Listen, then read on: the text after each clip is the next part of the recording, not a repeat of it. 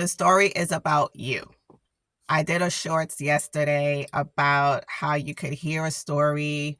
In my case, I was watching a trailer and I was like, girl, don't do it. Don't do it. And of course, she did it. And God told me, that story was about you. And I was like, oh my God, facts. That used to be me.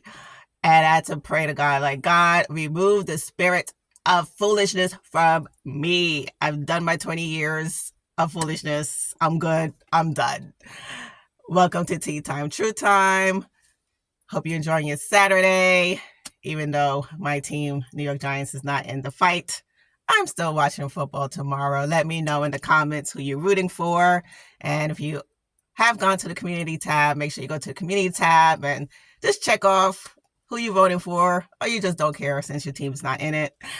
And today, this is all about feeling foolish. As you well know, next week will be February. To me, February sometimes could be foolish season, as well as love, and of course, heart season. And I'll be dipping and dabbing about the heart since I am a physician associate. But in the meantime, this is all about let's stop being foolish. Foolishness starts in the heart. And if you read the Bible, there's a book called Proverbs that has a lot to talk about foolishness. And when you read all these different verses about foolishness, you're just like, are you serious? Are you serious? That's a fool. And God politely tapped me and said, you know you was that fool, right? And I was just like, ah! So here I am to tell you, admit it. A spade is a spade. Just admit to yourself. Ask yourself first, am I being a fool at this present time? Was I a fool, and am I no longer a fool? Because if you was a fool, but it's because you're not in that situation yet to bring the foolishness out, then it's about to come back. So it's important to recognize if you have foolishness upon you, so then you can stop. Foolishness is not about lack of intelligence. It's more of lack of judgment. It's lack of common sense. And when you hear instruction and correction, you're just like, whatever. And you're the person where someone tells you don't jump into the pool. And you're like, why? So the person has to tell you because it's empty. And you're like, well, I want to see for myself. And then you jump. And then you find out, oh, shucks, it is empty. That's a fool.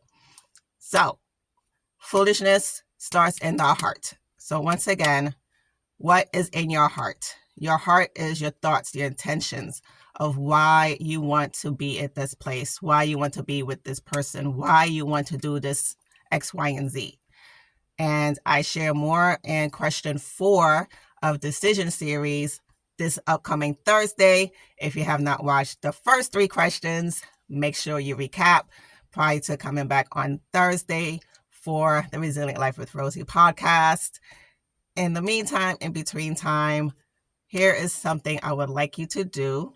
Subscribe today. Tell a friend, especially a relationship series will be coming up in the month of February. So if you know anybody in a relationship, in an engagement, I remember I spoke to somebody like, oh, I'm in a relationship, I'm engaged.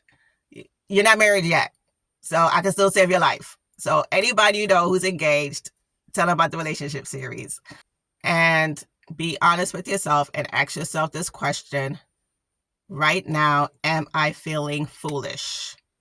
There's a proverb that says, a dog goes back to its vomit, so does a fool. If you know anything about vomit is undigested material that comes out from your stomach to your mouth. And a fool does the same thing in the sense of a fool will learn something new, vomit out the foolishness, but because the new part is so new and is so uncomfortable, they will return back to the vomit, which is the foolishness. Don't do that. Don't do that. Let's get rid of foolishness today before Valentine's Day. save yourself the heartbreak and the heartbreak you could cause your parents, your family. Start today. Till then, stay resilient.